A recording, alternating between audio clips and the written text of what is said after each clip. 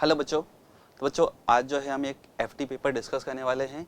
Paper है बच्चों test number 10 TYM4 का फेज 4 है। कोड है बच्चों ए और केमिस्ट्री का सिलेबस बच्चों है इसके अंदर p block element and organic chemistry some basic principles and technique. First question है बच्चों number of 3 centred 2 electron bond in B2H6। बच्चों B2H6 का स्ट्रक्चर हम देखते हैं तो बोरॉन, हाइड्रोजन, बोरॉन, ये हाइड्रोजन, इधर हाइड्रोजन, हाइड्रोजन और इधर हाइड्रोजन। बच्चों इसके अंदर एक इलेक्ट्रॉन होते हैं जो हमने बीच में देखा है, इधर होते हैं बच्चों 2 इलेक्ट्रॉन। ठीक बच्चों, तो 3 सेंटर्ड 2 इलेक्ट्रॉन का मीनिंग क्या है बच्चों? 3 सेंटर्ड मतलब 3 एटम के बीच में 2 इलेक्ट्रॉन हमें बताने। तो बच्चों क्या हुआ, ये 3 सेंटर्ड 2 इलेक्ट्रॉन बॉन्ड, एक तो ये हुआ और दूसरा हुआ बच्चों ये वाला। कितने हुए बच्चों टोटल? 2। आंसर कौन सा हुआ बच्चों? Third option. General formula of seed silicate. बच्चों सीड सिलिकेट का जो जनरल फॉर्मूला होता है वो होता है Si2O5 - 2 whole N। General formula है, डायरेक्ट फॉर्मूला बच्चों पूछा है। आंसर है कौन सा? Fourth option. Compound of boron which has 2 dimensional sheet structure due to hydrogen bonding. बच्चों हाइड्रोजन बॉन्डिंग की वजह से हम बात करें तो बच्चों H3BO3 होता है जिसके अंदर हाइड्रोजन बॉन्डिंग होती है और इसी की वजह से इसका सीट लाइक स्ट्रक्चर होता है। इसलिए बच्चों इसको हम कहते हैं, ये कैदम के अंदर जो होता है बोरिक एसिड, जो हम कह सकते हैं एक पाउडर होता है जो फ्रिक्शन को कम करने के लिए काम में आता है। तो बच्चों ये हमारा हुआ H3BO3। तो जो उसका सीट लाइक स्ट्रक्चर है वो किसकी वजह से होता है? हाइड्रोजन बॉन्डिंग होती है बच्चों।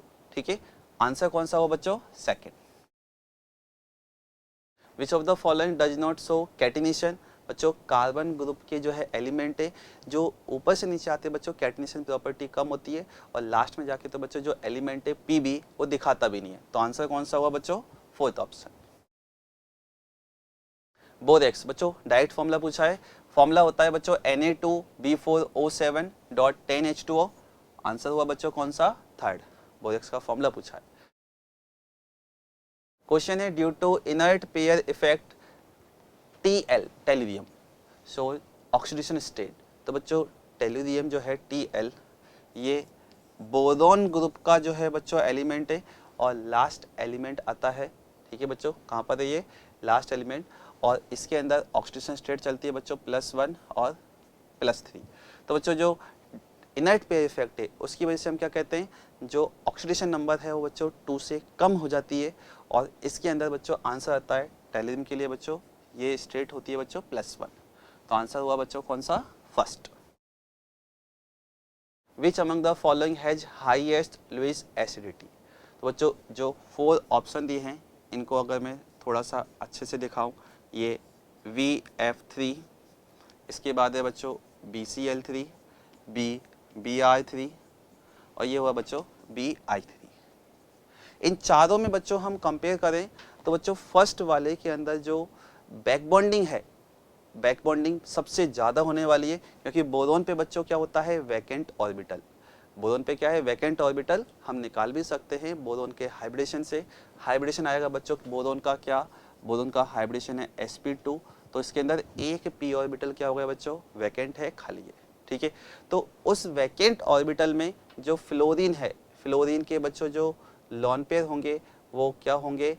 बॉन्ड फॉर्म करेंगे, बैक बॉन्डिंग होगी और उसकी वजह से हम क्या कहेंगे? इस बोरॉन को ऐसा लगेगा कि इसका ऑक्टेट कंप्लीट है नहीं, लेकिन इसको ऐसा फील होगा। तो हम कह सकते हैं ये किसी और से इलेक्ट्रॉन पेयर एक्सेप्ट करने की टेंडेंसी क्या रखेगा? बहुत कम।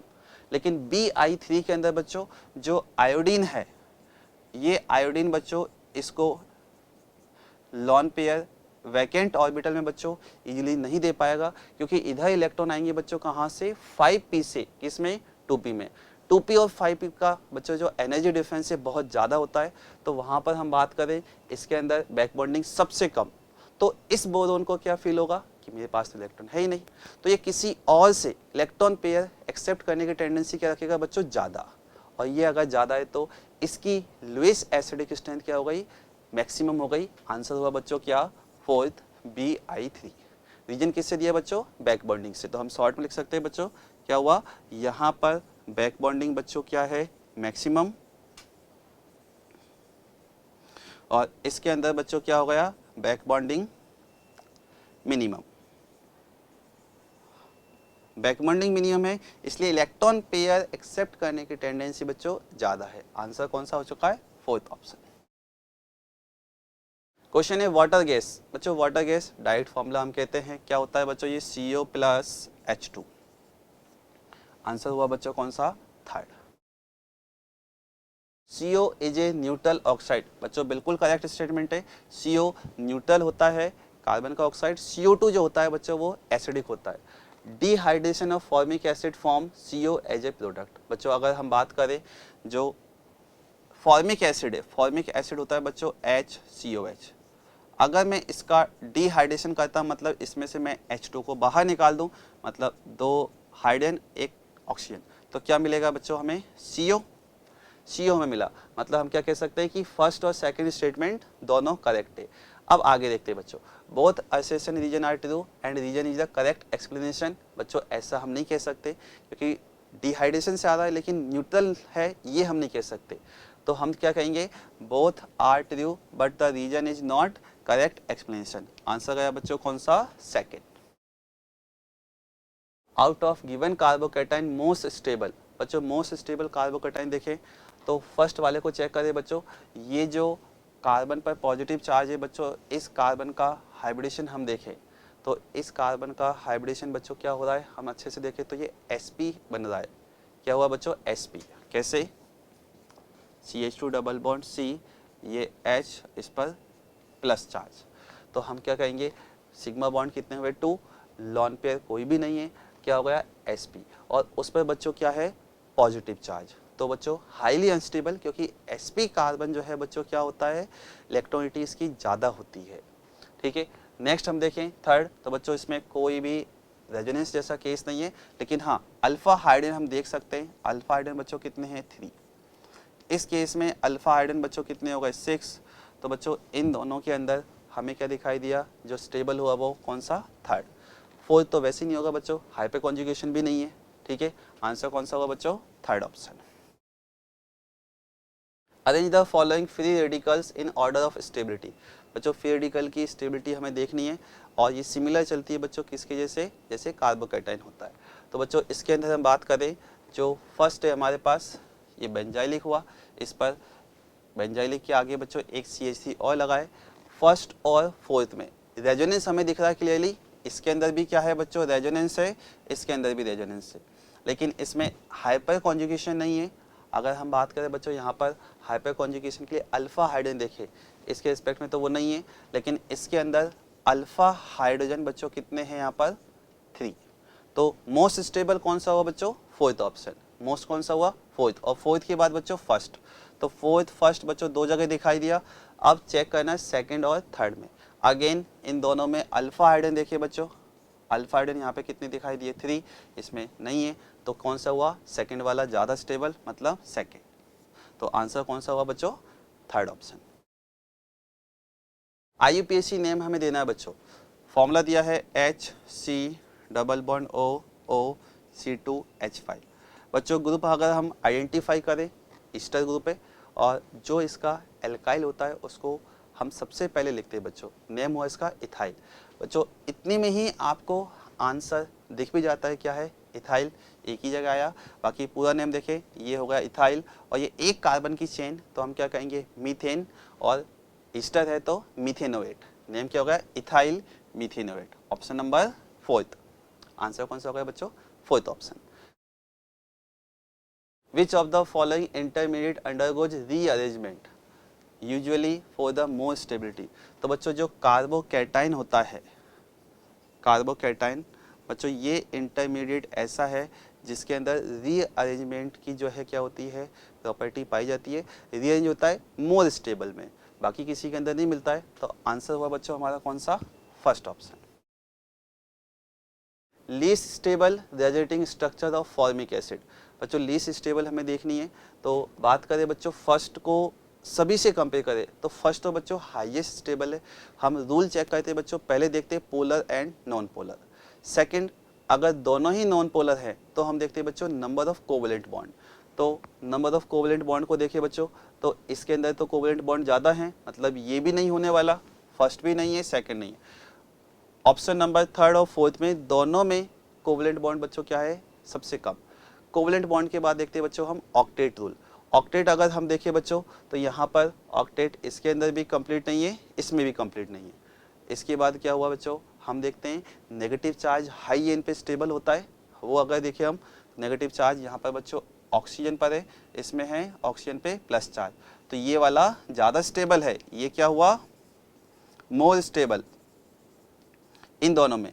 तो अगर हम बात करें, हमसे क्वेश्चन पूछा है बच्चों लीस्ट स्टेबल, तो हम क्या कह सकते हैं बच्चों, जो लीस्ट स्टेबल है वो हमारा कौन सा हो जाएगा, लीस्ट स्टेबल हो जाएगा बच्चों फोर्थ ऑप्शन। मतलब फाइनल जो आंसर होगा वो कौन सा होगा हमारा फोर्थ, क्योंकि हमसे क्या पूछा है बच्चों लीस्ट स्टेबल, क्या पूछा है बच्चों हमसे लीस्ट स्टेबल, वो कौन सा हुआ fourth option. The carbon chlorine bond length is shortest. तो बच्चों कार्बन क्लोरीन बॉन्ड लेंथ हमें चाहिए वो शॉर्टेस्ट होनी चाहिए। तो देखिए बच्चों क्या होगा, यहाँ पर फर्स्ट ऑप्शन में इस क्लोरीन पे बच्चों लॉन पेयर होंगे, ये रिंग में जाएंगे, तो यहाँ पर क्या होगा बच्चों पार्शियल डबल बॉन्ड कैरेक्टर। क्या देखिएगा बच्चों partial double bond, partial double bond character है। सिंगल बॉन्ड से अगर हम पार्शियल डबल बॉन्ड पे जाएंगे बॉन्ड लेंथ थोड़ी सी कम होगी, मतलब इसके अंदर बॉन्ड लेंथ शॉर्ट होने वाली है, हमें पता चल गया। बाकी ऑप्शन को भी देखते हैं, इसके अंदर कोई भी रेजोनेंस नहीं है। यहाँ पर भी हम देखें लॉन पेयर तो है लेकिन कॉन्जुगेशन ये डबल सिंगल सिंगल, मतलब ये भी नहीं। इधर इसके अंदर देखें डबल सिंगल सिंगल, तो बच्चों यहाँ पर भी कॉन्जुगेशन नहीं है, मतलब क्या हुआ फर्स्ट ऑप्शन के अंदर क्या हो गया कार्बन क्लोरीन बॉन्ड लेंथ क्या हो जाएगी shortest. Most effective hyper conjugation effect, बच्चों जिसमें जितने ज़्यादा अल्फा हाइड्रोजन होंगे उसके अंदर हम क्या कहेंगे हाइपर कॉन्जुगेशन क्या हो जाएगा उतना ही ज़्यादा इफेक्टिव। तो बच्चों इसके अंदर हम अल्फा हाइड्रोजन देखें, अल्फा हाइड्रोजन बच्चों हुए इसके अंदर 3 इस रिंग के रेस्पेक्ट में, ठीक है। इसके अंदर कितना हुआ बच्चों 1 ये हुआ, इसके अंदर अल्फा हाइड्रोजन है बच्चों कितने 2, और इसके अंदर तो बच्चों अल्फा हाइड्रोजन 0 हो चुका है। तो आंसर कौन सा हुआ बच्चों हमारा फर्स्ट ऑप्शन। 2 पेंटाइन एंड 1,3 पेंटाडाइन, बच्चों नेम से ही पता चल रहा है कि ट्रिपल बॉन्ड 2 डबल बॉन्ड में चेंज हुआ है। और जब हम बात करें कि एल्काइन और एल्काडाइन ये ना तो पोजीशन आइसोमर हो सकते हैं, मेटामर्स बिल्कुल नहीं होंगे, चेन आइसोमर नहीं होंगे, ये होंगे फंक्शनल आइसोमर।